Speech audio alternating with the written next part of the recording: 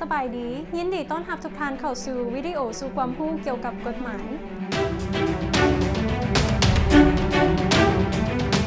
สบายดีมื้อนี้ข้าพเจ้าออนอนงจากสถาบันช่วยเหลือทางด้านกฎหมายและวิชาการจะมาอธิบายเกี่ยวกับกฎหมายสากล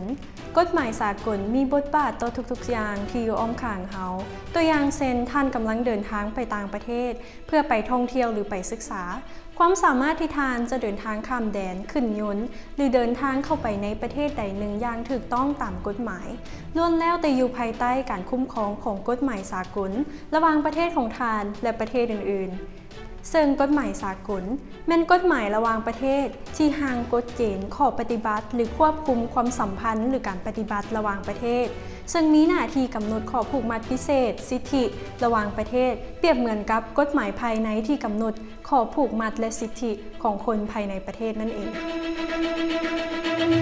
กฎหมายสากลมีที่มาจากสนธิสัญญาสากลขนบธรรมเนียมหลักการทางด้านกฎหมายทั่วไปและคำพิพากษาของศาลสากลซึ่งมีไผ่แดที่อยู่ภายใต้การคุ้มครองของกฎหมายสากลกฎหมายสากลนั้นมีผลต่อประเทศบรรดาประเทศที่เป็นรัฐอธิปไตยที่ลงนามเข้าเป็นสมาชิกของกฎหมายสากลองค์การจัดตั้งสากลต่างๆตัวอย่างเช่นองค์การสหประชาชาติสมาคมอาเซียนและอื่นบุคคลทั่วไปซึ่งเป็นบุคคลที่ถือสัญชาติของประเทศที่เป็นสมาชิกของกฎหมายสากลและนั่นเป็นข้อมูลโดยย่อเกี่ยวกับกฎหมายสากลสำหรับข้อมูลเพิ่มเติมเกี่ยวกับกฎหมายและสนธิสัญญาสากลท่านสามารถติดตามพวกเราได้ตามรายละเอียดดังนี้